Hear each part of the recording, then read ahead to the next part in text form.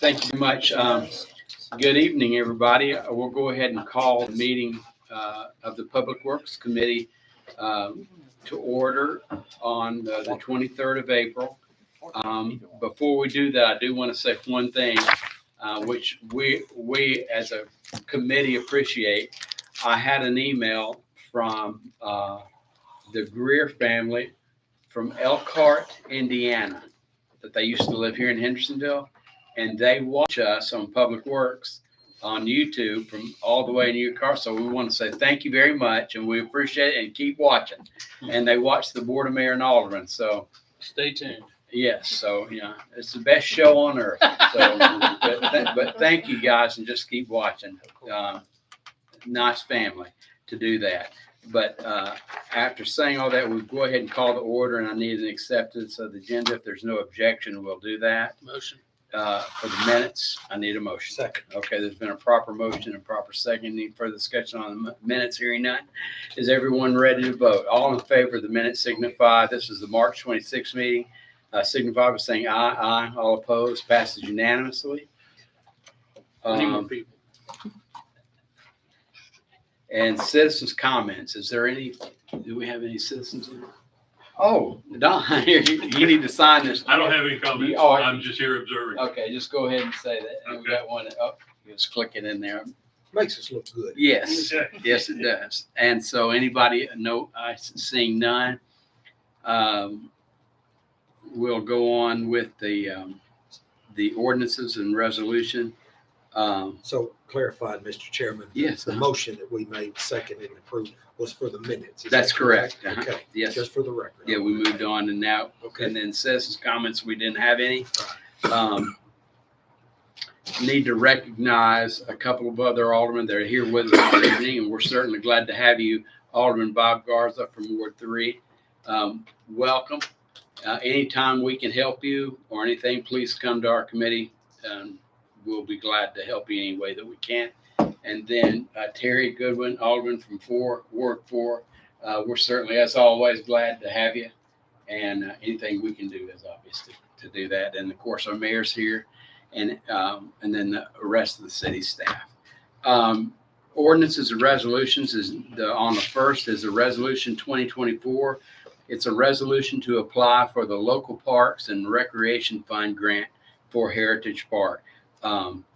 Andy, you want to say anything about that? I can. All right, sir. This is a resolution that has been to the general committee, and also last night the Parks Board recommended unanimously. We had a good community meeting about both these resolutions on your agenda tonight. Okay. Last night, good feedback. We're situated it's the same process, but we have to do them. It's two different grants, so I'll talk about both of them individually. The first one is for Heritage Park, for us to apply for an LPRF grant, which we are in a unique spot. We're currently wrapping up an LPRF grant in pretty much record pace for a state project. And we anticipate being done with that and having lights up at the rugby fields in the middle of May, which this application would be due May 22nd. If we're able to get those done and signed off on, we will be able to apply for another LPRF grant here for Heritage Park, and that would allow us to use the value of the property as our 50% match. We got an appraisal back last week. The appraised value was $3.38 million. So that would be the scope of the project that we would do at Heritage Park, and it would be reimbursable by the state. Oh, that's great. If we don't get the lights up and signed off on, there's still a chance they'll give us some grace and understand that by the time they even look at these applications that are due May 22nd, it probably won't be till next fall. Okay. So we're in a good spot to hopefully get some traction. Move approved. I love it. Okay. All right. There's been a motion. Second. Second, proper second. Any further discussion on this? I'm in full support of this. I think that is really nice that they appraised that 3.8, 3.3. 3.3. I'm sorry. Thank you for saying That's that. Yeah. Well, we Now, tried to that's not sneak the it county appraisal. I'd love to see what that is. Uh-huh. Just saying. Oh my God. Probably that's so funny. 7.9. Yes, yes, indeed. That is too funny. But Okay, the fiscal impact, because we're using the land, is zero to the city, correct? Correct. From the general fund. We would have to appropriate the revenue and the expense, but it would be a net zero. Thank you. super. Okay, any further discussion on resolution 2024-17? Hearing none, is everyone ready to vote? Does anybody need the resolution repeated? Hearing none. All in favor of resolution 2024-17, applying for the local parks and rec fund grant for Heritage Park, signify by saying aye. Aye. All opposed, passes unanimously. Thank you very much. Number 2 is a resolution 2024-18. It's a resolution to apply for a state of Tennessee Recreational Trails Program grant to fund the bicycle pump track in Veterans Park. Andy? Same scenario, same state grant program, just a different category. This Right. one we are not currently in the middle of a project on, so we will certainly be able to apply by May 22nd. The mayor and I and others have met with members of the bicycle community for probably 2 years, a year, 4 years. maybe you 4, maybe 2, maybe. We've looked for locations. We've done a lot of things here. The bike community, led by Mr. Harden, has done a lot of work. Yes. They've raised a lot of money. This is an 80-20 grant where we can use cash and also in-kind labor, which the bicycle community through the Rotary Club will be providing the 20%. The city will have to appropriate, once again, the revenue and expense, but it should be a net zero. Okay, great. Okay, for city. If you're not familiar with a pump track, I suggest you go online and look for one. I was unfamiliar as a cyclist. I was unfamiliar exactly what it was. I think they came here before, didn't they, about that? We came in, this committee approved the site to be at Veterans That's what Park. it was. Okay. Yeah, I remember. And that. they were going to just raise all the money and do it themselves. But then this grant opportunity that specifically relates to bike trails and things came up and seemed like a good chance. Okay. Can we use the land for the 20%? Not with the RT. This one's an RTP grant. The LPRF grant's the only one you can use the land value. Move approval. Second. There's been a proper motion and a proper second. Any further discussion on resolution 2024-18? Is everybody ready to vote? Does anybody need it repeated? Hearing none. All in favor for the resolution 2024-19 and resolution, 2024-18, a resolution to apply for the State Recreational Trails Program grant to fund the bicycle bump track. All in favor signify by saying aye. All opposed, passes unanimously. Now our last resolution is a resolution 2024-19, which is a resolution accepting the dedication of the streets in Durham Farms, Phase 4, Section 36 in Hendersonville. So moved. Second. There's been a proper motion and second discussion. That's the street that ties into Long Hollow, Okay. with the traffic. light Yes, there. yes, it does, yeah. And it's a great way to get to Long Hollow from over in that area. And hopefully it will reduce some of the demand on Old Shackle and Drake and New Shackle Island Road. But anyway, it's a good improvement. Great, okay. This really, no, that would be illegal under parliamentary procedure. I'll get back with you on other business and talk about that. Any further discussion? It's nothing major, it's just a question, but it's off track. Any other discussion on, you've looked at it and it's okay, right? Yes. All right. Any further discussion on resolution 2024-19? Okay, there's been a proper motion, proper second. No further discussion. Is everybody ready to vote? Does anybody need the resolution repeated? All in favor of resolution 2024-19, which is a resolution for dedicating the completed streets in Durham Farms, Phase 4, Section 36, signify by saying aye. Aye. All opposed, it passes unanimously. All right, we got our business done for ordinances and resolutions. I tell you what I would like to do, if there's any objection to this, say so. We have a budget presentation to start this evening. Under other agenda items, we have trash collection update and streetlights, which Eddie and I, we asked about that to be placed on the agenda next at this meeting, and then other business. If it's okay, if we could move 5 into this one for the budget to hear it now, because that way, because I understand that you guys are, at least one of you've got to go to finance. So I'd rather go ahead and give us the time to have you guys both here to discuss that. So the committee, I'm asking if there's any objection that we'll move that to right now. No objection. No objection. Okay, hearing none, we'll move that to this one, the budget presentation right now. So Jesse, it's good to see you. Yes, sir. And so we want to let you go and just have at it. Okay, well, this is going to be a little bit of a repeat if you were at the other committee meetings. We're just going to talk about from the first workshop what has changed to this budget that's before you today.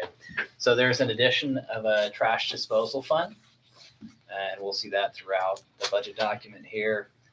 There's been some slight adjustments to revenue and to expenditure. So most of that is revolving around the trash fund being pulled out and separated into its own fund. Other than that, they're pretty de minimis moves. The PIP fund, which is the new half-cent sales tax, that detail has been added. And then the asset lines within the budget are detailed with exactly what the assets are purchasing. So those are some changes. And then Tamara will take us through property taxes, where we started with 24 and how we expect for 25 budget. Yeah, so you'll see on here, the property tax number is lower showing for FY25. That's because we moved roughly the $6 million out of that into the trash fund for the trash fee. The other revenues are all budgeted based on conservative projections. Our entire budget, we budget conservatively. We want to make sure that we're not going to be, stretching our boundaries too far. So the same goes with our sales tax, our property tax. All of our revenues here are budgeted relatively conservative. You'll see the difference between fiscal year 24, our estimated year end, and the fiscal year 25 budget is lower, and that is primarily because of that shift and that change with creating the trash fund. So with the revenues being pulled out of the trash fund, the expenses are also pulled out. So we'll see a reduction in the expenditures as well. Okay. This chart is really just to show you what makes up the bulk of the revenues that the city receives.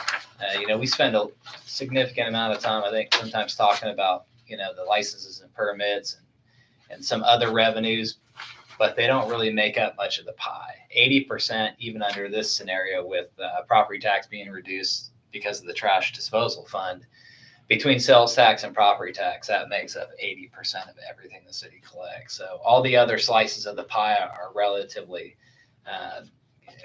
small when you compare the impact of sales tax and property tax consuming 80% of that pie chart. So just kind of a visual picture of really where our dollars are coming from. Is that the current fiscal year numbers, or is that It the is. budget? Proposed budget. Mhm. That's the proposed budget. And so the property tax would shift if the trash fund was pulled out and put back in. That it looks a little bit different. What's in the other revenues?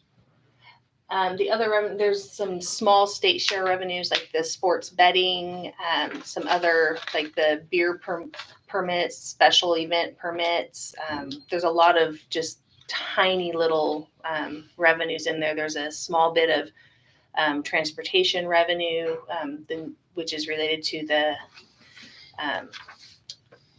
state revenue that comes in there, and a handful of other very minimal Okay, items. so where does it show? Is there going to be a new line item revenue for garbage? Yes, it's going to be in its own fund. Where is that up there? This is only the general fund. That is not reflected here. We do have a slide later that shows that new fund that shows that revenue. So as a result of that, property tax revenues will make up only 30% of our revenue Yes, sir. going forward if that Mhm. is approved. Yes, sir.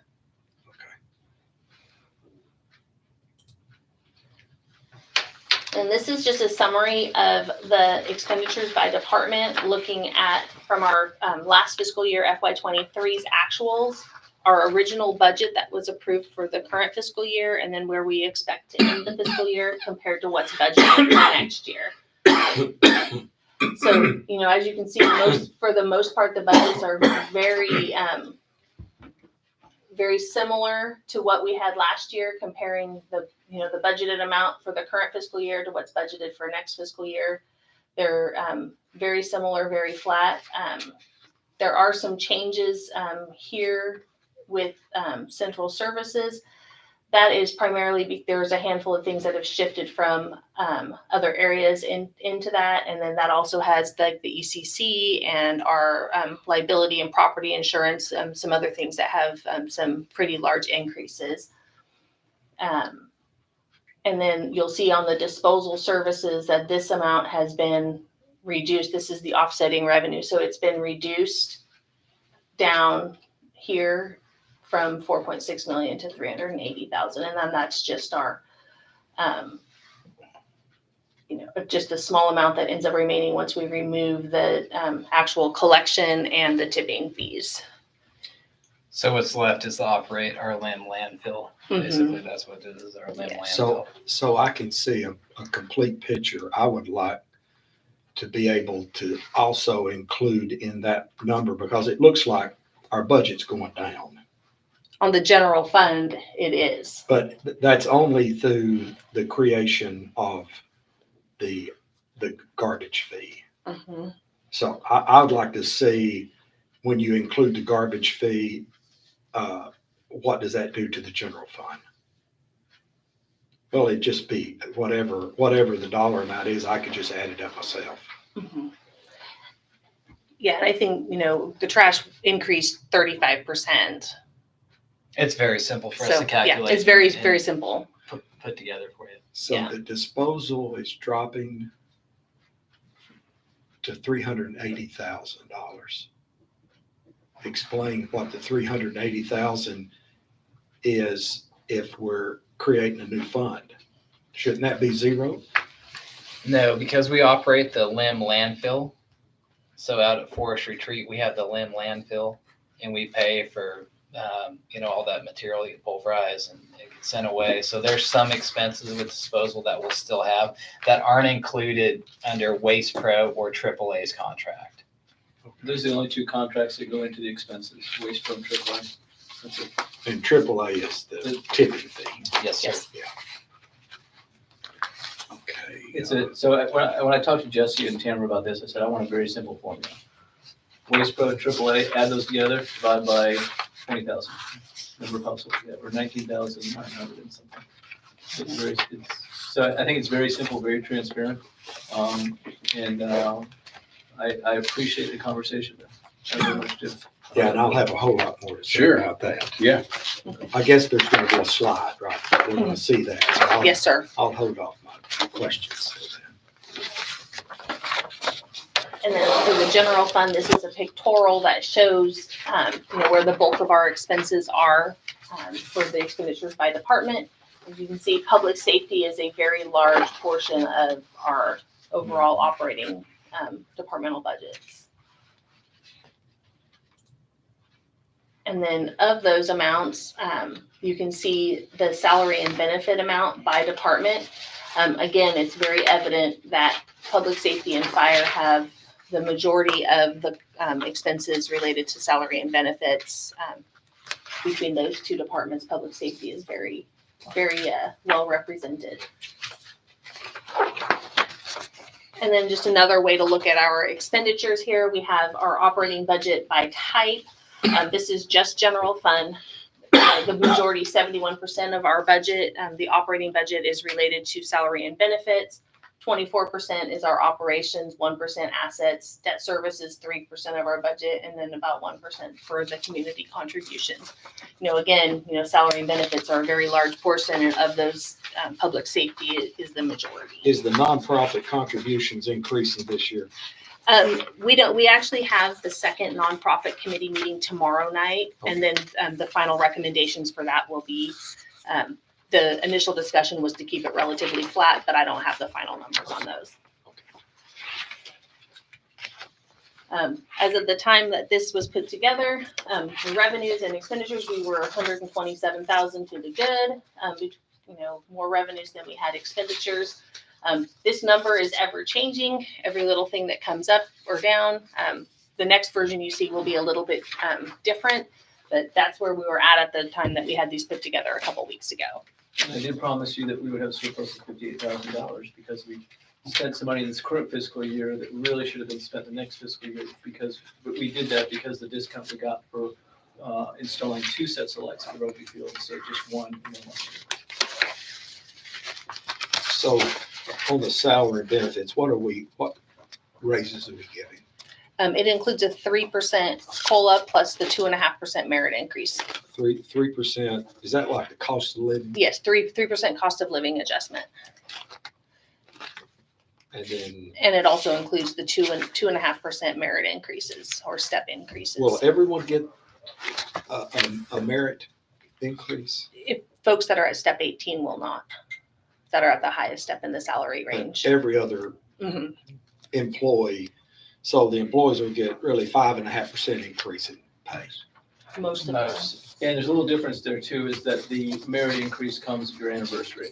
The COLA comes at the beginning of the fiscal year. And the 3% cost of living, is that what we've estimated inflation is? How did we determine 3%? Yeah, so inflation, I think, is actually a little bit higher than 3%. Typically, we'll look at Social Security CPI. Last year, I think that was 8.7. I believe it's 3.2% this year, so 3% keeps us a little below the Social Security CPI. I'd like to do more, but I looked at all the priorities of the budget, and that's what we came with 3%. Yeah, and with the 2.5% additional. Okay. Yes, the 2.5% allows the salary schedule and progressions to stay as they are. And so when you hit the top, you don't get a merit increase anymore. So if your performance as an employee meets or exceeds the expectation and you're not topped out at the top salary range, you get to continue moving up 2.5% per year until you hit the top of your range. With this budget, are we also implementing the elimination of the first step for police? Well, it's for the salary schedule across the board, yes, sir. So instead of an 18-step schedule from the bottom of the salary range to the top, we would eliminate the bottom step. It would be 17 steps bottom to top.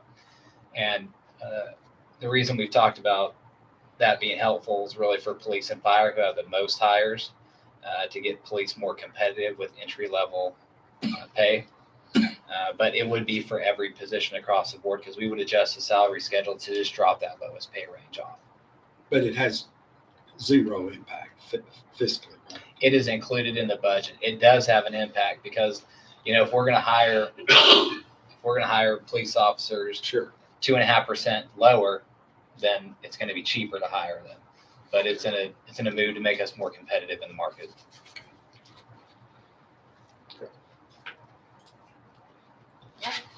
Another item that's, important to talk about is our debt, and looking at fiscal year 24, our current fiscal year, to where we're at in fiscal year 25, about, almost $2 million worth of debt is coming off of the books. 92% is principal and 8% remaining is interest. As long as we don't take any new debt out, we're slated in 2033 to be debt-free for the first time since 1975. I was born. Wow. I bet you we won't be. If the interest rates come down. Yeah. County property tax. It's for real. So, on the debt service, what's the largest note that we have? Is it Beatty Farm, Heritage Park, or is it the fire hall and the improvements we made out there? I have the debt schedule in here.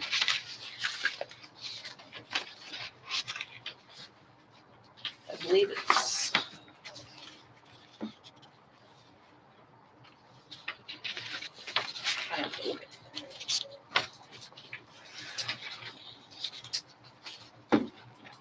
Well, that's okay. You can tell me. Yeah, I'll have to, That's okay. yeah, That's then I don't have to go digging through there That's to all. find the right page. Did you wanna take any of these, Jesse? I kinda just like was plowing through 'em. Sure, We yeah, promised we would, go back. So some of the priorities that the mayor put off for us, and that as we go through the budget, we will continue to see these priorities is that it has a balanced operating budget, and that's identified as a budget that's structurally balanced when the recurring revenues, or what we call the operating revenues, are sufficient to pay recurring expenditures. So our day-to-day, keep the lights on, cash coming in, normal bills come in, we have the ability to pay that. Typically in your non-operating budget, which is your one-time capital projects, you never have 100% revenue match, with the exception being the LPRF grant where we can put the land up. Right. But absent that grant, typically you're always out of pocket to do that. So balanced budgets within that operating section, there's going to be 2 million less in outstanding debt compared to fiscal year 24, which is really great. We have a lot fewer debt payments to make, or debt amount to make. We are increasing the level of service, so we're continuing to roll on technology enhancements. The website has been a huge improvement this year, and we're continuing. Just this week or last week, we started to do EFT payments to vendors. So we just have that slated to continue throughout next year too. So we're kind of catching up on some technology. If you want to go to the next slide, Tamara. Of course. Equipment and assets. So here at City Hall, we have some HVAC and water heaters we're going to replace. The Parks has a skid steer, 2 new mowers, gator cart, HVAC unit, golf cart. Public Works, a new limb truck, and another bucket truck as well. So limb truck can help. We can have another truck when we have high winds that come in and we have a lot of debris out there. We can put another limb truck out on the road. Bucket truck for a new signal tech, because now that we have a signal tech, and a lot of our equipment for our signal synchronization is going to be aerial. The bucket truck will allow that person to get up and adjust some of the equipment that's up in the air. Codes has a new vehicle. For police, 20 vehicles and 2 message boards. And then fire department, a new fire truck, or fire apparatuses are called, 2 mid-sized trucks and 2 boat motors. Let me ask you a quick question on that slide. So on the priorities, with police, we talked, I guess, about a year ago about drones. Did we ever get anywhere with that? It would have been nice to do it with a nonprofit, but we missed the boat. But it looks like we do have a surplus on the budget. Is that something we can look at? It is. Is this not the right time, or? It is. I didn't. The chief didn't really send a request in for a new drone, so it's not something he asked for in the budget. But certainly, if you want him to take a look at it, we can ask him to. It's just not something that he requested with the budget. Okay. Yeah, let me know what he says on that. And then the other one is on parks. I think we had a problem with one of the maintenance buildings that kind of caught us off guard. My question was, do we have a list of all the buildings and an assessment so that we can see any other problems that may be coming with our other property? Yes, sir. We actually are working on putting one together right now. So we're working on a long-range transportation plan, and we're doing buildings as well too, so we can identify, where our dollars need to be earmarked in future years. So we're putting one together now. We're going to come with a long-range transportation plan, and we're going to come with the facilities plan after that. Okay, I got you. So what is the HVAC unit for parks? What is that? We, throughout the year, every year, have 1 or 2 that go out. And they're $6,000-$7,000. And about 3 or 4 years ago, we used to code those to maintenance of buildings. But they changed the rule where we have to code them to assets. So if one goes out, we have to have $6,000 or $7,000 sitting there to replace it. So it's a contingency. Basically, like right now, I have probably $15,000 or so left to spend this year in asset money, and I'm gonna wait till the very middle of June to see when it starts getting hot, what might go out. And a gator cart. How many gator carts does parks have now? 6. 6. We try to keep those on a constant 1 per year rotation of cycling them out of service, because we put so many hours on them. What we'll do, like this year, we're trading in a gator and another cart that we have for an upgraded cart. So we kind of trade those and 2 mowers in each year to try to get something newer. A lot of these in parks, I can't speak to everything. The skid steer we already have. What is that? That's where we can go and move dirt and grade and do site work that saves us a ton of money.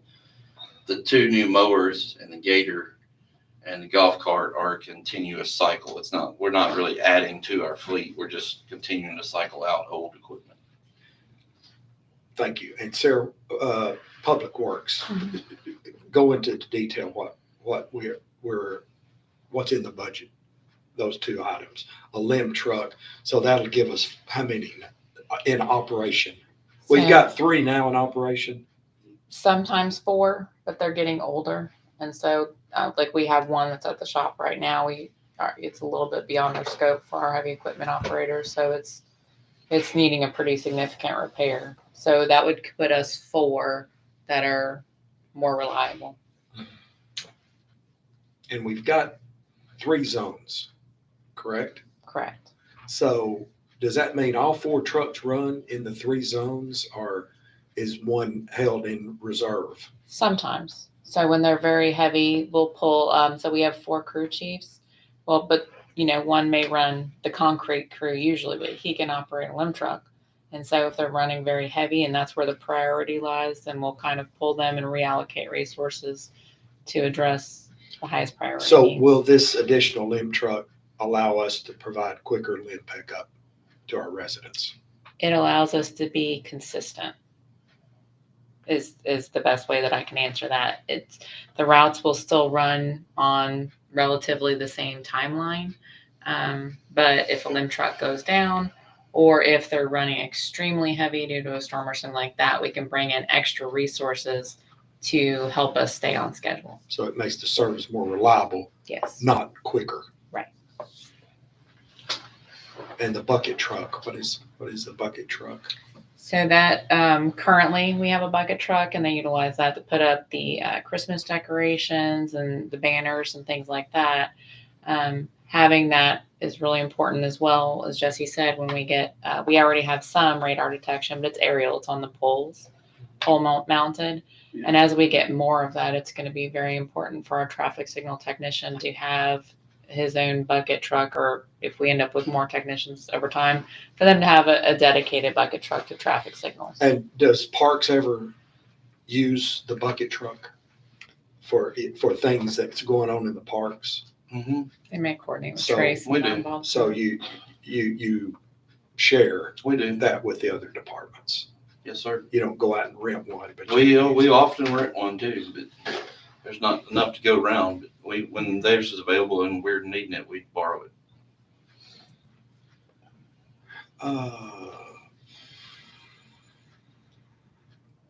Okay. Thank you.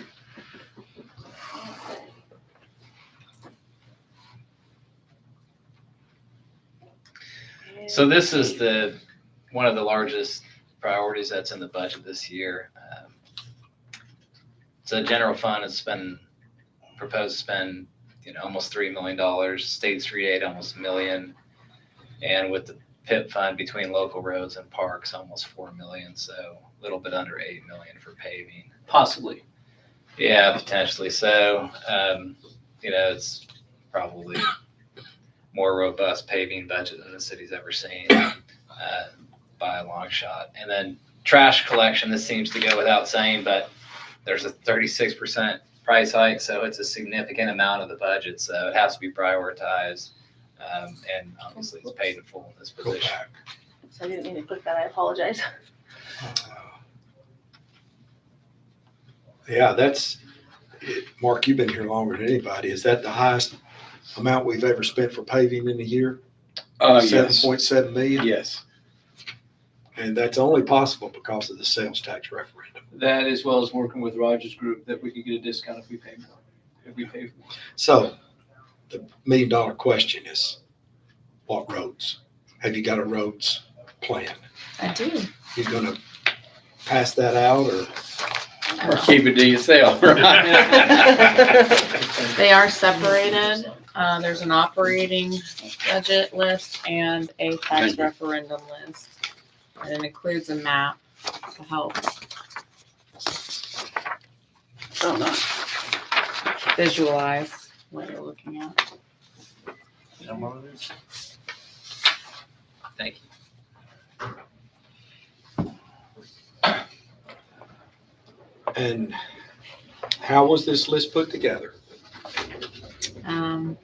Same way as last several years.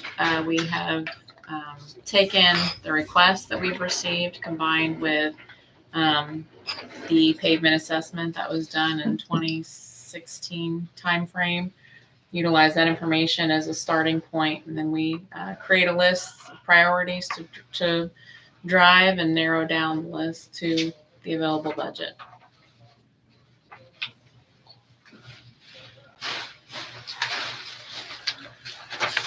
Looks like you're gonna do Shibble Drive.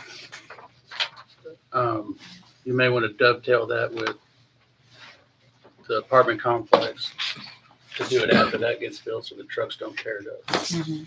Yeah. So I guess if you add these two totals, does that come up to 7.7? Potentially. Roughly. Potentially. Meaning if we're able to work out some of the garages, it would make sense for us to pay that much. If it doesn't, then it may not be in my report.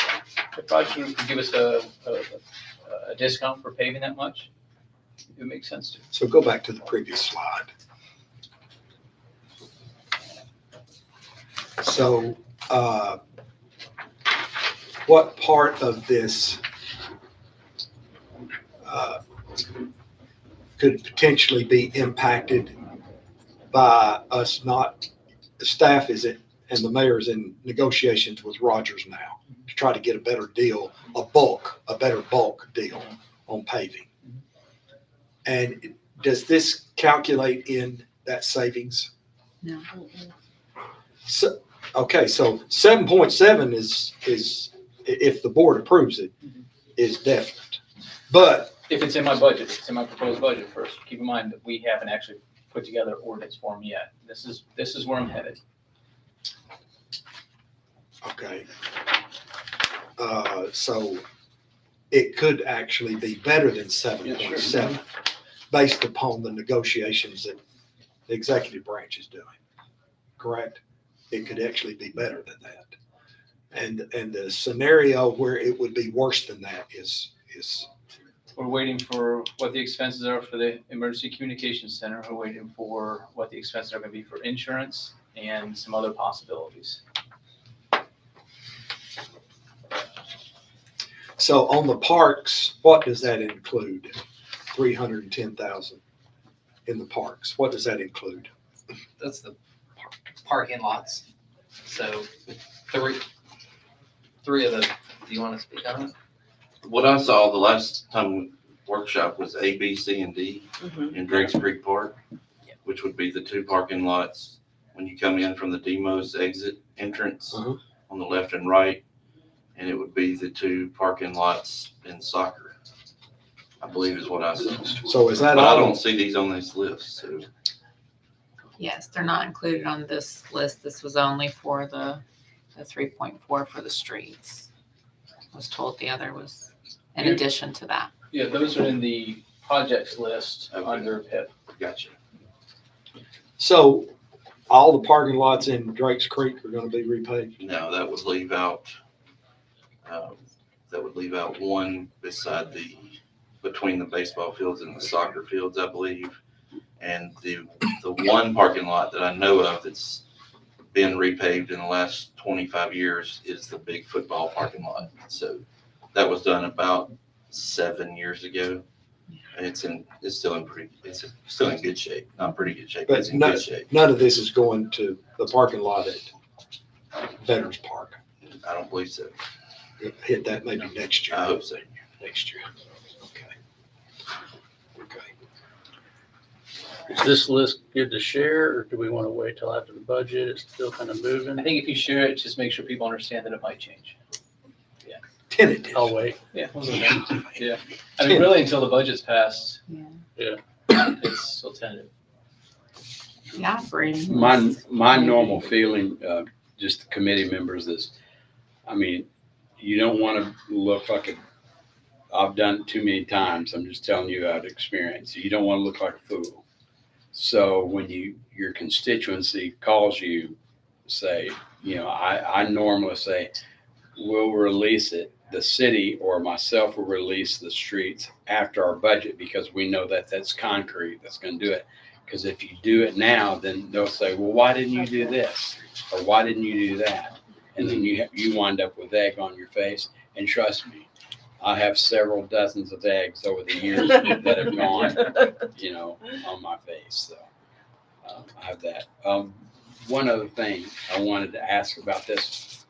I noticed, and I don't even think it's in my ward anymore, but it used to, Trident Place. I mean, I very much appreciate the fact that Harbor Drive was done the way it was. It was really did a great job on that. But there's that one cul-de-sac on Trident. Do you think that we might be able to slip that in? Because I don't know how much it would cost to do that. Because there's only, I think, 3 homes on that. But there's also the Christian Towers there as well. Yeah. I don't know if that was even considered or not. It has been considered. It has not been considered as part of this. We're Right. planning that as part of when we repave notes because they're within Oh. close proximity and it helps Okay. with the mobilization and things like that. All right. So I would expect probably within the next few years we'd be. Okay. I just didn't know because it's in pretty bad shape. But I mean, if it's scheduled to be done, it should have to be lucky because, like I said, the only thing that really gets a lot of traffic through there would be the 3 homes and then Christian Tower. So, I agree.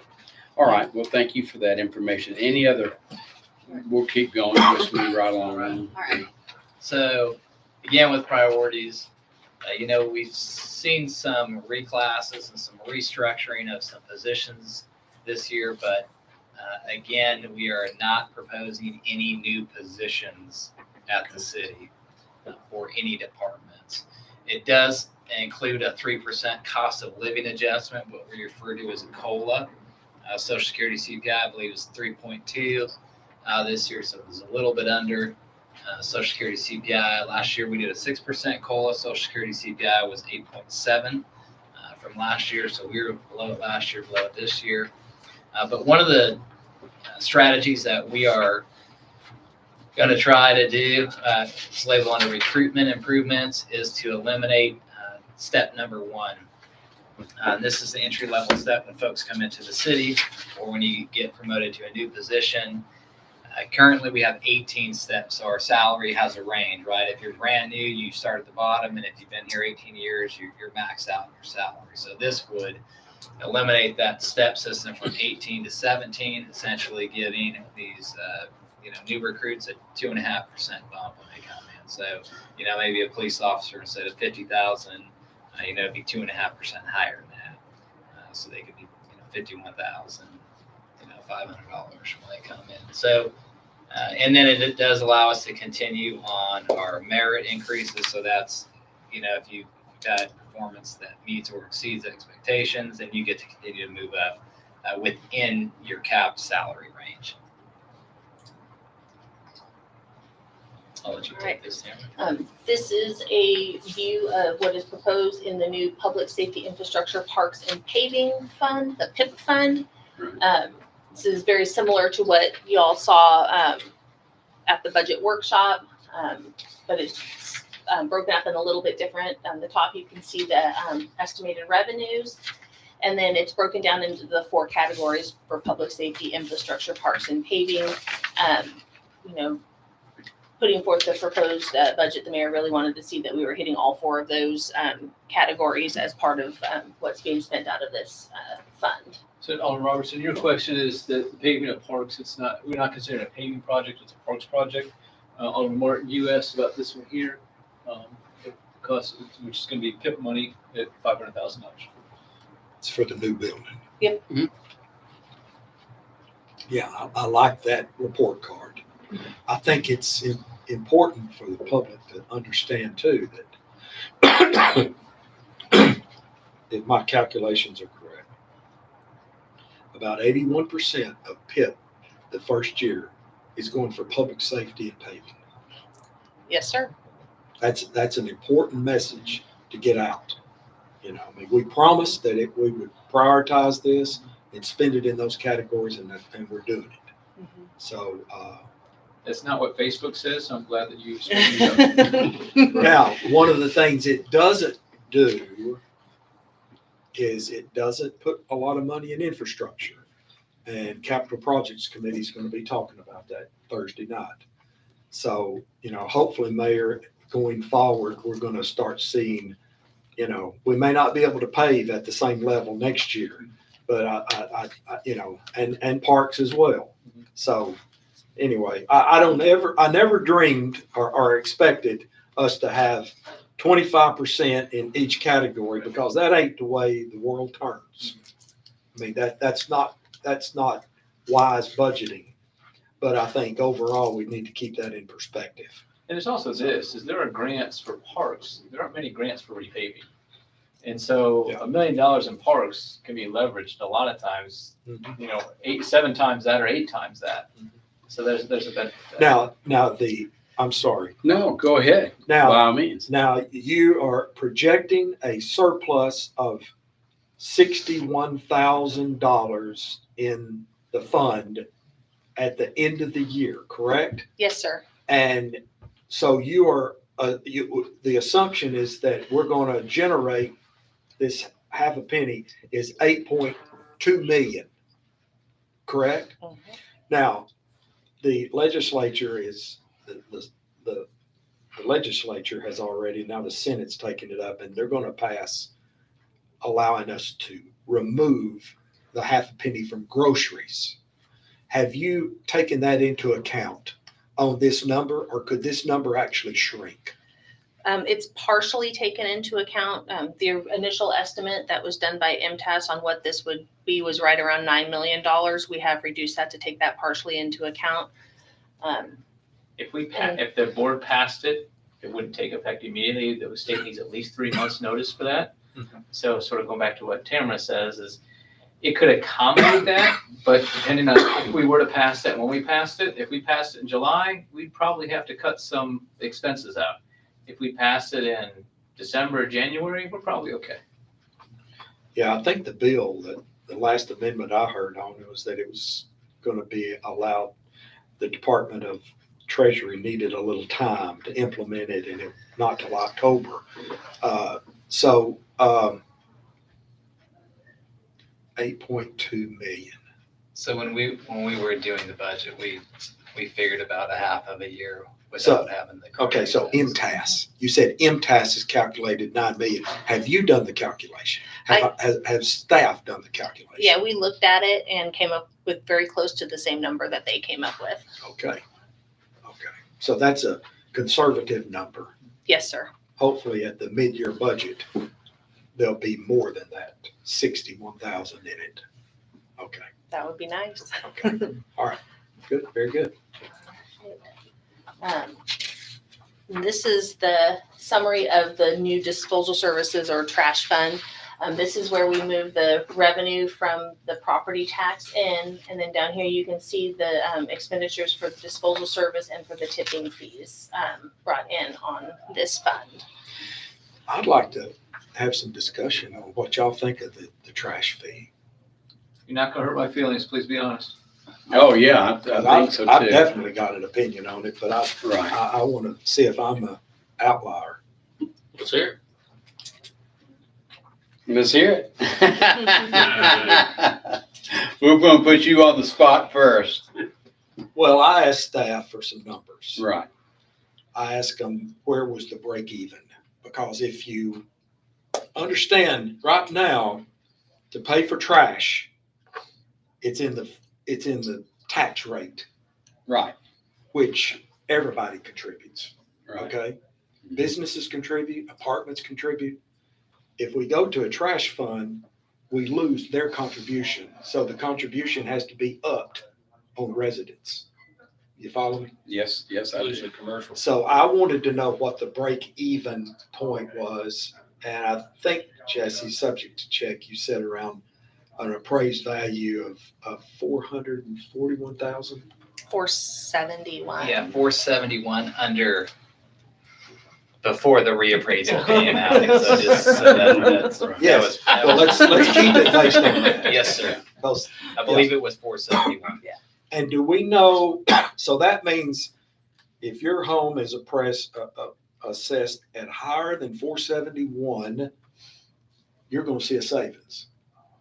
But if your home is assessed less than that, Mark, you're going to see an increase. Right. So do we know at that level what the medium is? I mean, what percentage of properties are below the 470, the break-even point? The Do we know majority. that? The majority Yes, sir. is. The majority would. So Mayor, to me, and I understand the transparency. I like it. I like transparency. But there's a couple of reasons why I at this juncture, that I couldn't support it. One is I think it places an unreasonable burden on those that are least among us, the people that that have lower property valued homes.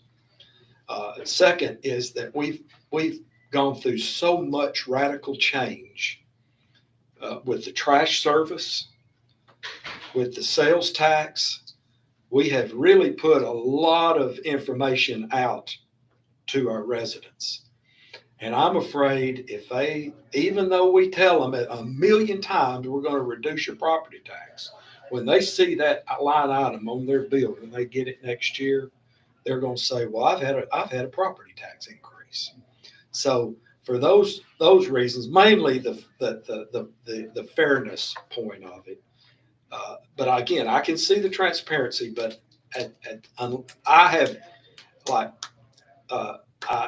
am not yet convinced of the efficacy of doing that. Well, I said you wouldn't hurt my feelings. You might have hurt my feelings. I appreciate that. I appreciate hearing y'all's input. Am I the only one? No, no.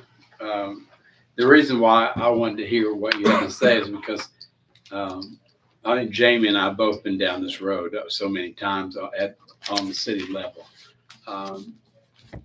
You know, my position has not changed. I think it needs to be the way that it is now.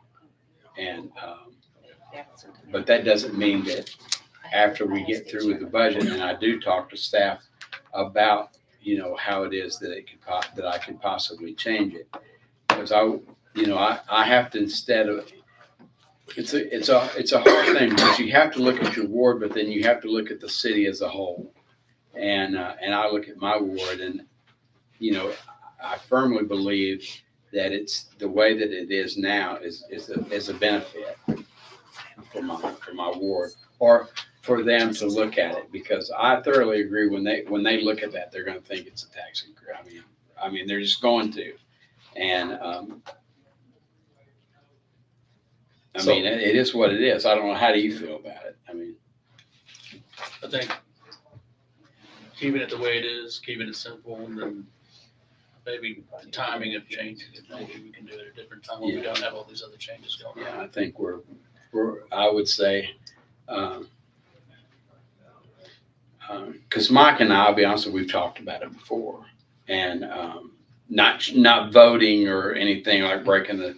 Well, you know how my position is about the sunshine law, and I don't want. That's another box of worms that I'll always love to open, because I don't particularly care for the sunshine law, and I hope the legislature passes a different form of the sunshine law, because there are times when an alderman has to speak to another alderman, and that's just. And I don't. I'll just leave that as it is. But in discussion with it, I think, you know, that's why I think that we're on the same boat with that. But I do understand Jamie's position, because he argues. I will say this: he argues it well, and and in fact, I was so pro our way times before, and then when he's argued, I have to, and I go home or I get in my car and go, you know what, he's right. I mean, it's a good, I mean, I'm not just saying it because he's down there on the side or down there on the end, and he's in our meeting, but it's true because we've talked about it before. Jamie and I've had discussions about it because it's an issue that he feels strongly about, and it's an issue that I think that the board feels strongly about. So anyway, I think to let the mayor know what our position is a good thing. Is there any further discussion on that? Jamie, do you want to talk about it now? Or would you later reserve your time, at the board level, when they're all there? Well, I'll be quick about it because I may not include it in my proposed budget at the board level as I get more input from y'all, from committees, and hearing from the committees. That's worthwhile. I don't want to put people in a situation where we have to disagree over something that we might be able to come to a compromise on. And I think I've said this many, many times, is people feel better about city government when we look like we're having reasonable, well thought out debate without being personal and ugly toward each other. Yes. And that's what I'm asking for. And y'all have done a wonderful job of that. At the same time, I don't want to lose. Oh, I know. Yeah. So yeah. And sometimes that means I might bend to what the wishes are of the supermajority of the board. True. Yeah. So it would, to me, it's always interesting to see how wards 5 and 4 feel about this issue. I think wards 1, well, I don't know how Bergdorf feels about it, honestly. So, but it's interesting to me how wards 1, 2, and 3, and 6, it is about how people live and their daily lives and our salaries and our money or what's in our back pocket. And so I'll just leave it at that because it's really interesting to see how 4 and 5 really, say this. And so and see how they feel about it. Because I have not spoken to any of those guys about it. And I don't think I'll have to ask, I'm going to ask him tonight what he feels about it, how he feels about it. Because I don't know. Do you know how he feels? I don't think, I've never talked to him about it. But, okay, that's all I've got to say about it. Thank you. All right, let's move him right along. I'll try and drive. Now it is here. 6:00. If anybody wants to go to finance, I don't want to take you away from this great committee. So. And I'll do a brief overview. Feel free to stop me if you want to go into Oh, more sure. detail. Yeah. No, These are the special revenue funds. This is the hotel motel fund. So we've increased the room occupancy tax to the legal limit.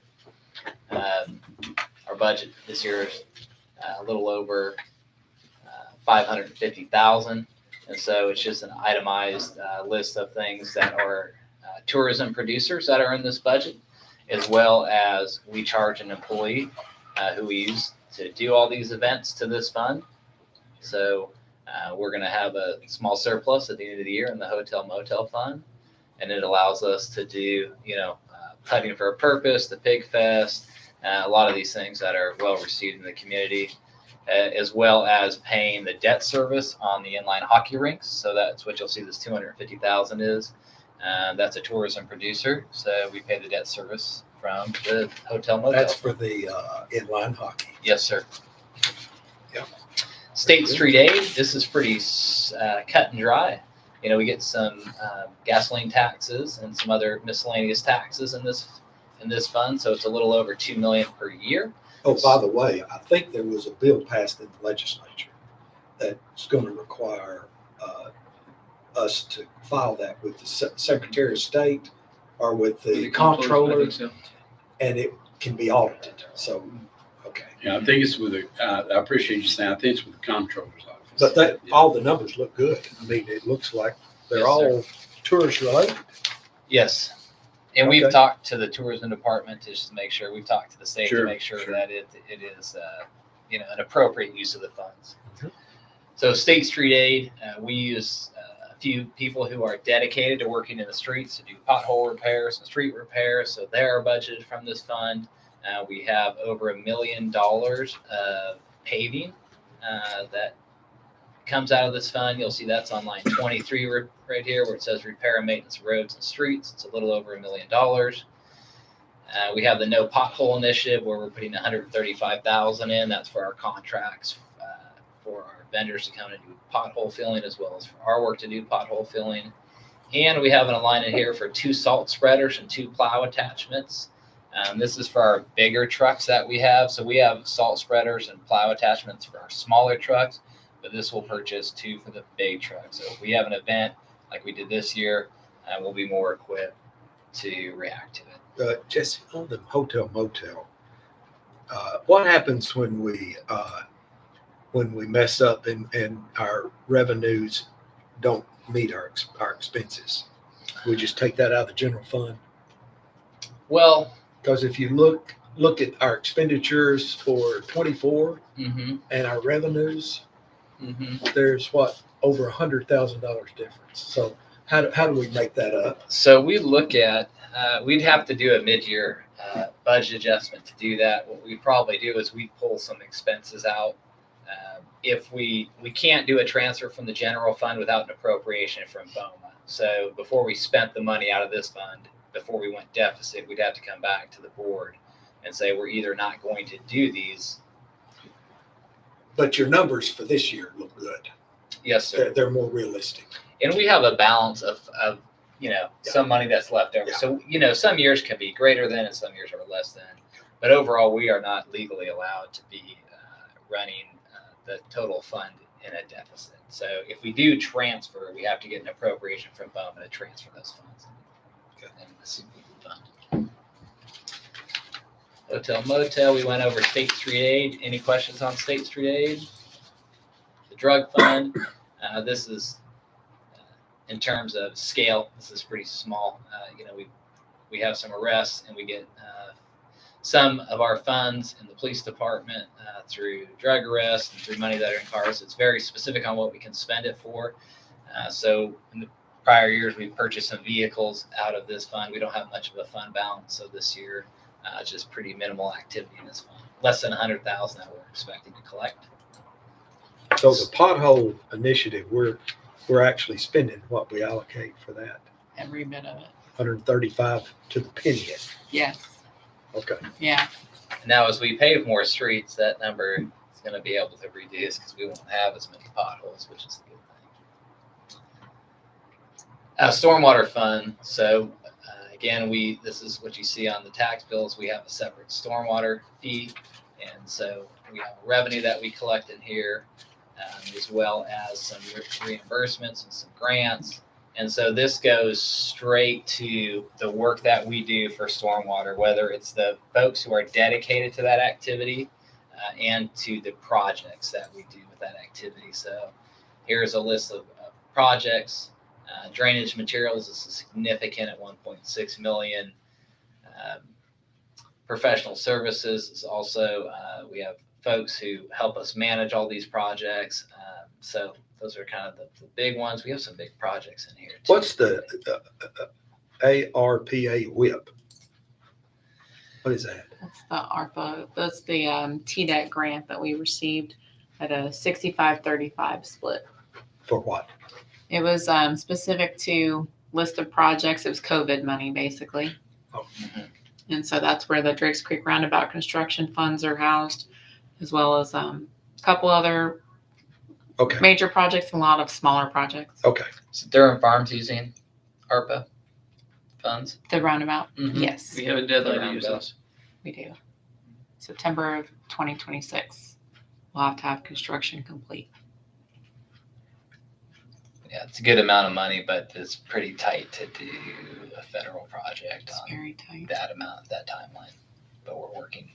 A lot of strings attached to it. A lot of paperwork. A lot, and it's a new program, so it's a new computer system, and We are trying to leverage every penny of it though, but it is a stress on Sarah and her team. Absolutely. Is the stormwater fees sufficient? I mean, we've not increased them. I don't know if we've ever We've increased them. never increased them. No, we Are haven't. they sufficient to meet? I mean, it's very small growth. I guess that's the growth in development.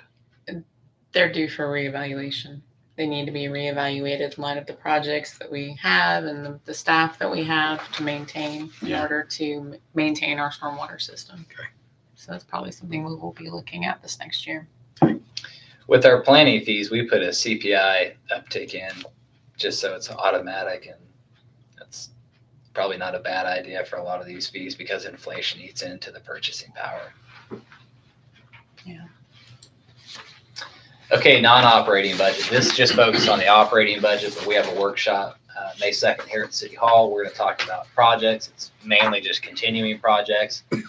And in late April, we are going to have, or April 25th, I believe, we're going to have this capital projects committee on a transportation plan too. So we will touch on that at workshop number 2. And this is specific, since this is a Public Works Committee, this is specific department budget for Public Works. So this is the expenditures for salaries and benefits total here. It's first page. Again, there's no new positions. How many vacant positions? 2. Two throughout the whole year? Have No. Been pretty steady throughout the whole year? We've hired some of those positions that we had reclassified. So we are just now at the staffing level where we only have 2 vacancies, which is an equipment operator 3, which is open for recruitment right now, and then the traffic engineer.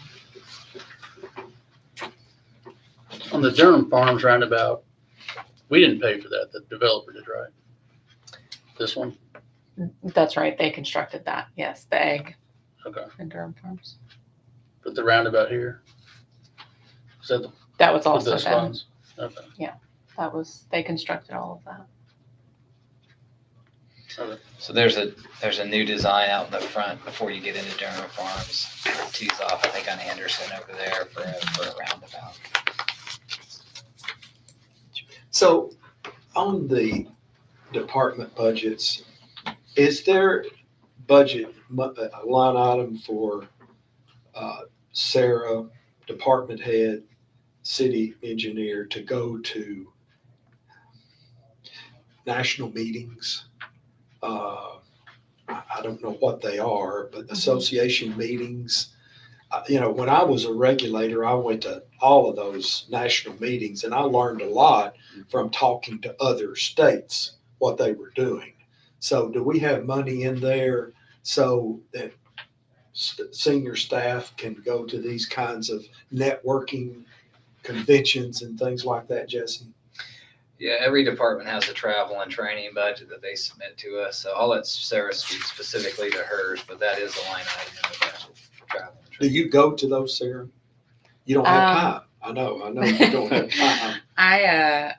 My license requires PDHs. Uh-huh. So we do, Stephen, city engineer, and I do go to some of like the local meetings and things like that. I see a real benefit in going to some of those national I do conferences like you're talking about there, I do or too. ASE and APWA, which is specific to Public Yes. Works, things like that. I would like to be able to prioritize that a little bit more moving forward. It just hasn't worked Well, out yet. let's prioritize it Okay. for at least one of those.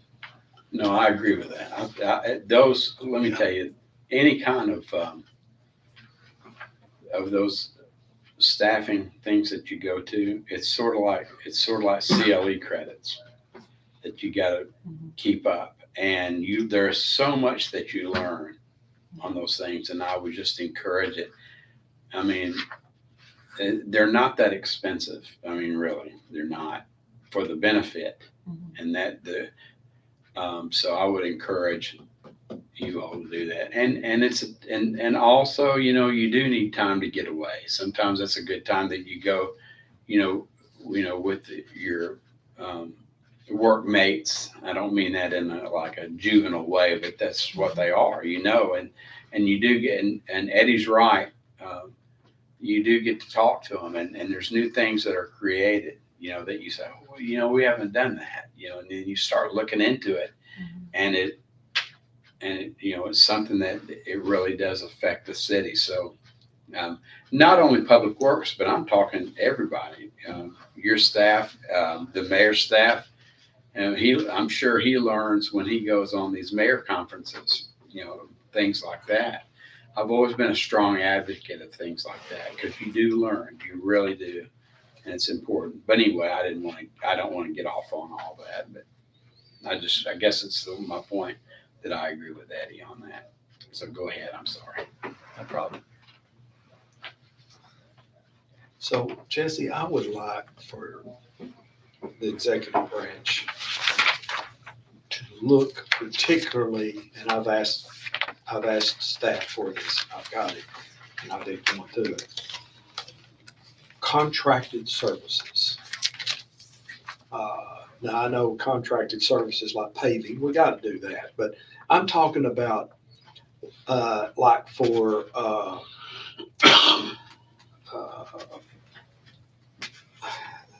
like planning uses, a lot of consultant services, and I think parks use a lot of them to put together grants. So, Mayor, I'd like for y'all to look at, can we save money instead of always going out to third parties for grant help application? Do we need to hire a grant writer in staff? Yes, we just did that with traffic signal technician. You're dead on. So we had been going, you want to explain it better? So our third party. Is that just for public works? That's just for Public Works. But I think your idea works across the board, is that there are several places where as we start to spend more for professional services, Right. maybe we can spend less and get just as good a work and maybe faster performance by having somebody in-house. Now, does police and fire have their own grant writers? There's no real central. I don't think they do. They used to. We had one that was a grant, but it wasn't a position. He just did a lot of grant writing. Right. So And who that's writes what the they- grants for police and fire? Police and fire. Police and fire, yeah. So why can't parks do that? And why can't planning So it's a reasonable question. write the grant applications? So our community economic development and community planner, Jay Ritterbeck, does write grants. He just submitted 2 for us. A lot of times we will go out for assistance because if there's a certain area of expertise or there's a timeline issue and we need to make sure that we can continue, like in planning department, we can continue to process applications that come in for commercial businesses. So we don't say, oh, you know what, we're busy with a grant application right now. It's going to be an 8-week turnaround instead of a 4-week turnaround. We just try to balance the workload with kind of some of those heavier consulting issues that come in. So, we are doing the transportation plan in-house, largely in-house. We do look for opportunities, and there's sometimes when you use a consultant that gives you cover. Impact fees, there's someone who does impact fees for a living all day, every day, and they know some of the legal issues. They know how some of the calculations work that might end up actually in the long run saving us money. So I think there's times to use them. There's times when we can do it in-house. So, Well, I'd like for that discussion to be vigorous in the executive branch. Also, I've noticed a lot in the list that you gave me of services, we have a lot of air conditioning services. So my question is, would it pay us to hire somebody to do our air conditioning instead of paying $80,000-$90,000 to companies to service our air conditioners? I don't know the answer to that. Another one is oil changes. Again, I don't know, but these kind of jumped out at me in the list that I was looking at. So I would appreciate if you would look. I think anytime that we can save on those other expenses or professional services, we should try to save by doing it in-house if possible, if feasible. I think all those are great ideas. One of the things we run into is our pay structure. is sometimes we have a hard time hiring somebody, even when we offer them a higher level. And so we're stuck in a situation, we still have to provide the service, and we can't get anybody to do the work, to come in-house for it. So it's such as an assistant city engineer, as we were having to hire out so much for that because we couldn't even. I understand. Yeah. I But understand. all very reasonable ideas. I understand. I will highlight a couple though. When we went out to bid for trash service, we decided to keep police and limbs with our crews because it was much more reasonable than contracting that service out. Good. So I Good. think to the tune of almost $1 million, it saved the city funds to do that. When it comes to traffic engineering design, we can't get anyone to come work at the wage that we offer. So for instances like that, you know, it's going to be extremely tough to get someone who's qualified. So by default, we're going to go out and we're going to go and bid that service to someone. The traffic signal technician, Sarah made a list of all the traffic signal calls we got, and then the outside consultant or vendor we used to use compared to everything we fix in-house now. And so a lot of those Excellent list. expenses have just completely dropped off the house because instead of getting charged $1,500 or $2,000 or $2,500, it says in-house, in-house, in-house. So there are certain categories where it is more efficient for us. Generally, government employees are not as efficient necessarily as private sector, but I think we are trying to balance when we can do it in-house and when it's more efficient to use a consultant to do. But we'll continue to look, and I can report back on that as well. Thank you. But for trash specifically, it was much cheaper for us to keep it in-house. All right, so we talked about the limb truck and bucket truck. That's just itemized here in the department budget. We listed that before as a priority. State Street Aid, we went through this in the Special Revenue Fund as well, but this is a fund that's under Sarah's purview in Public Works Department. Go back. Surplus deficit. What's that big deficit? So that's when in 1 year we'll spend more than another year. And that's because we're trying to spend and do as much paving as possible. So we need to keep the fund balance positive, but if we have a bit of money saved up in that fund balance, it allows us to pave a little bit more in So that year. did we have that much saved up? Yeah, all of our funds, we have to budget. We can't budget the fund in a deficit overall position. For a year we can, as long as we have the money. We have more than $634,000 that's we in haven't reserve spent. that we haven't spent, Thank correct? you. Yes, Thank sir. you. But State Street Aid, all that is under Sarah's purview in Public Works, as well as Stormwater. So the Stormwater Department is under Sarah. So this is, again, just the itemization of everything that's stormwater. And since we collect that fee as what we call a special revenue fund, it has to be dedicated and utilized just for stormwater. We can't take that $72 fee that we charge the residents for stormwater and use it to buy this desk in here. It only can go towards stormwater. So Gotcha. it's itemized within this budget. Gotcha. This is the rest of the stormwater fund budget. Disposal services. This is that $380,000 where we talked about brush disposal. That's still going to be in our general fund. This section either did not move the trash fund, that's a typo, or this should go into the trash service fund. But we do still have some expenses that are associated with the disposal services that we run, the limb crews and limb landfill.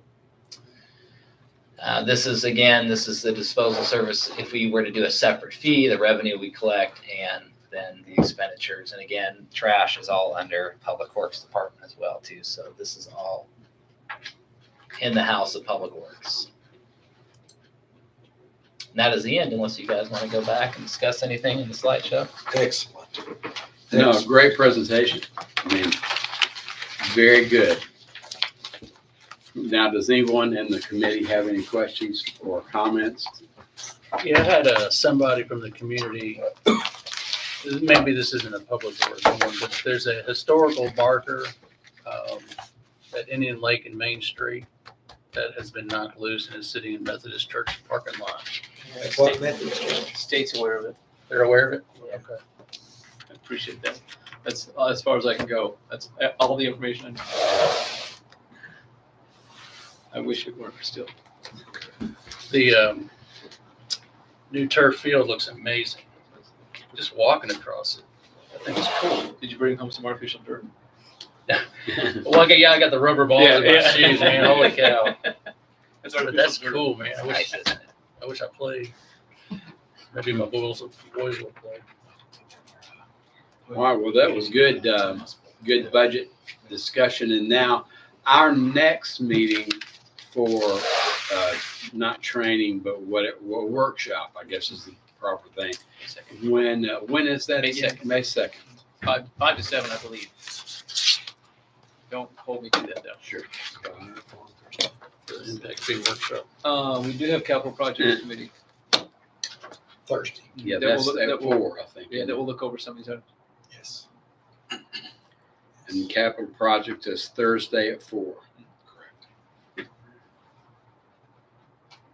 Put that on. Infrastructure resiliency plan. Yeah, I'd never heard of that before. What's that mean exactly?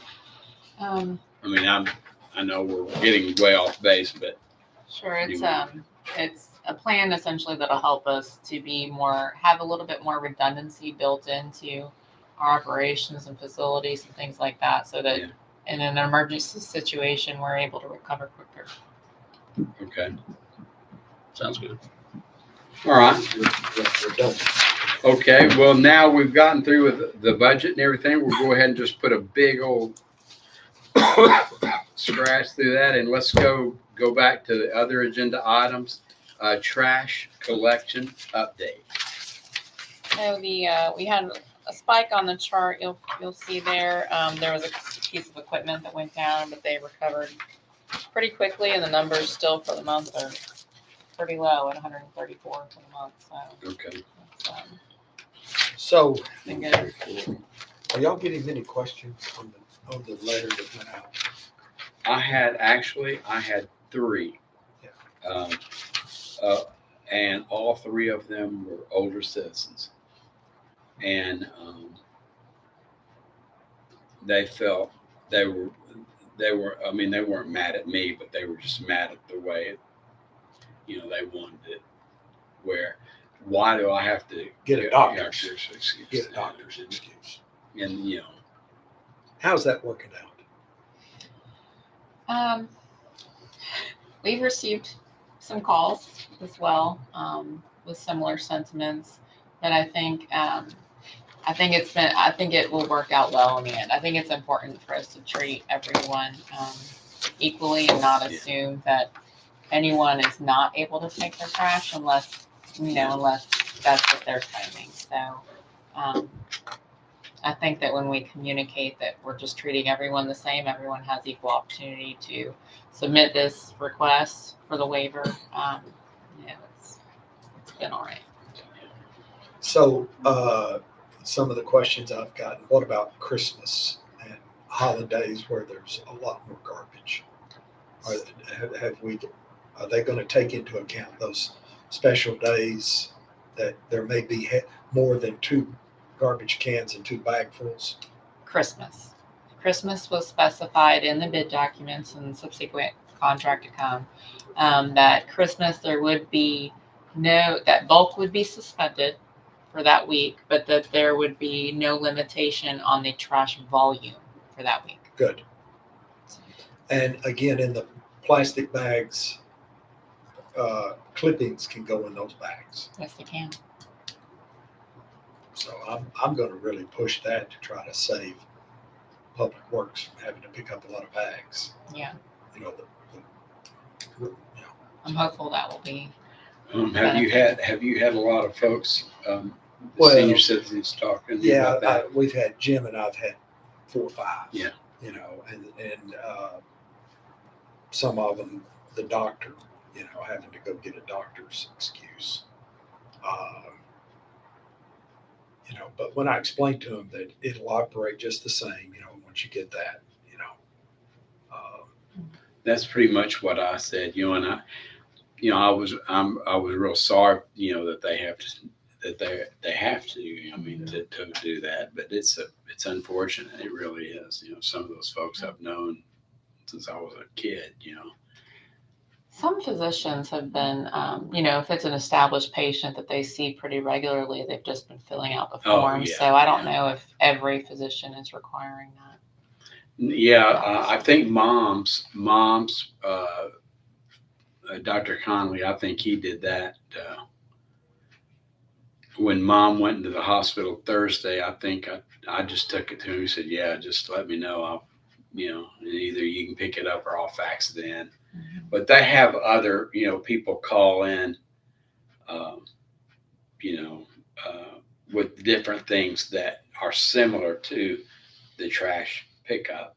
But that's the first he said he'd ever seen that. And I go, well, Hendersonville's, we're So- different. So will a PA be able to authorize? Yes. Okay. We have not, Doesn't require an MD. no, it says licensed medical professional. Very good. So we are Could even not be a nurse. defining, Yeah, it In could a be. doctor's office. we're not you sure could. defining Yeah. who is qualified to sign. Because what he'll probably do, a doctor, I mean, I know them, they'll just say, here, sign it, do it. Yeah, get We it have done. received Yeah. PAs and nurse practitioners Yeah. and other So- professionals. With how many you've received, how does that compare to the allotment that we're getting from Waste Pro? Right now, less than 10%. That's great. It's probably 10% early. of the allowed 5%. That's right. Yeah, okay. Less than 10% of the allowed 5%. That's right. I'm back certain. There you go. I think we'll see. Well, we've mailed out many forms and we've emailed and faxed, and so we're expecting many more. Yeah, I like in Ward 1 and parts of 6 and parts of 3, I'm expecting a little more, when it gets down, they realize, Yeah. that is this the first mail out or the second one they've done now? Is this number 1? That was the first mailing. The And then- second mailing, I believe, okay. will be going out in the next week or two. Okay, good. And by the way, we need to remember Casey and her. Everybody's Mhm. stunned. She Sunday night in a car accident in Why don't we Alabama. wrap up the She meeting? lost. Oh, yeah, Oh. yeah. No, but no, you're right. She lost. And y'all remember my mom, I had to take her in the ambulance Thursday night at about 11. She's still in the hospital. So it's very strange because both my family, both of them are in the hospital at the same time. It's just bizarre. Mhm. But she's still there. And so please keep mom and Sherry both in your prayers. Because there's a power in the prayer. I do believe that. But anyway, yes, do that with Casey because that was such a shock. Tragedy. Yes, very much so. Moving right along, let's go with the annexation and streetlights. Yes, this is just a response back to the question that was asked last meeting. Right. And there's nothing in our policies at this time that require us to bring anything into compliance Okay. with if we're annexing in. It's kind of an as-is acceptance of a subdivision or whatever we're annexing in. So I confirmed that with our planning department, that there's really no requirement to upgrade anything or expend any funds to For annex additional anything. streets. Lights. So our policy is that at intersections and at dead ends. Yes. Or So- any unsafe conditions. So how do we stack up on that standard in the city? I think very good. Okay. Yeah, So we you're get, not aware of any intersections or cul-de-sacs that don't have streetlights in them? I'm not, no. We have one in our ward that we may need to talk about later. Okay, we'll do that. I mean, frequently when we get requests, we end up finding that the street light's burnt out. There's an existing Cobra head that maybe it's just been burnt out for a long time, Yeah. which we don't necessarily know unless we get those reported. Yeah, I had that actually, to be honest with you, I had that happen on Oaks Drive and I didn't even notice it. And then I had a call on it and I drove over and I said, oh my God, that thing's been out, Mhm. and I think, yes, they just should have called and told me. And I called NES because I, have had these kind of things happen. And they went over there and fixed it. And now it's operational. So And it they- happens. Excuse me, I'm sorry. No, go ahead. NES does also have a pretty easy to use online reporting form Yeah. for streetlights that are out as well. So anybody that may be watching that at an intersection or a cul-de-sac doesn't have a street light, contact Public Works. Yes. They can submit a request and our city engineer will review in light of the policy and make a recommendation. Good deal. All right. Well, thank you for that. I guess, Eddie, I'll let you call the person. Well, in fact, I emailed her Oh, good. Yeah. before this meeting and told her that she should watch, Yes. that we're going to be discussing it. Well, she watches. She's very, very proactive about things, which I'm grateful for. And she's a sweet young lady. So I'll just leave that at. Okay, well, let's go on to other business. And then the only other business that I had is I was mom's nurse, lives in Durham Farms, and is a big supporter of Eddie and Jim. And Fine woman. oh, she's well. I'll Like her tell you, already. she really is. She's helping my mom, and she is a big, supporter of mine too because of that, because of mom, and just I'm able to do. But she asked me a question that I did not have the answer, and it's the one, and I'm going to be seeing her tomorrow, because we've got some stuff to discuss about my family. The red light when is it going to go up? And that's the one at Stop 30 and I think Indian Lake. Is there one do we have a red light? Not if I said stop sign, I'm sorry. But it's a red light that is It's projected. It's it's Old Drakes Creek and New Shackle Island Road. Okay, that's the one. When is that projected to go up? That is the county's project. Okay. And that's running through the state Okay. process. So Marshall. at least a couple Boyd. years. Yeah, I Marshall know Boyd. Marshall real well. All right. Senior calls you back. Yeah, that Okay, and it's county and state is what that is. Okay. Thank you for telling me that because I did not know. I was telling her, I said, well, I don't know that the city has something like that, but sometimes those things escape me. so she can understand though that even though that intersection is on a state road in the county, not the city, Right. the city has contributed the portion of funding through the GNRC. Yes. Okay. So the city has contributed, knowing that a lot of city residents use that intersection. Okay. There's wrecks there all the time. It's horrible. And I Okay. wish we could move quicker, but it is what it is. Okay. How much did we contribute? Was it 250? 225,000, something like Okay. that. I remember us 10% of the talking about project. that Which I expect that will increase. when because they do the I bid. think Eddie I think you pushed that, not in a bad way, but that, and for the city to do something about that. Yeah. And I thought it was about 200, but I didn't know. That's why I was going I don't know. We've ever even, if it's moved. So but now I know. And I appreciate y'all telling me that. Is there Where's any this other? at? I'm sorry. I have a hard time hearing. Oh, Where's that's this okay. at? I'm sorry. Where's What? this project at? It's at what is it? Old Drakes Creek And and New Shackle. New Shackle Island Road. Okay. You know where Drake's Point subdivision is? Mhm. It's right at Drake's Point subdivision. Okay. It's right there. There's a utility, White House utility right Okay. there. And it's, Yeah. And that came through our committee and then it's been a while back that you were pushing for that. I remembered that. But I just didn't know what ever happened. But anyway, well, thank you. Does anybody else have any other business to talk about? Okay. move to adjourn. Move to adjourn. Second. All right. And 6:35. We got 25 minutes left.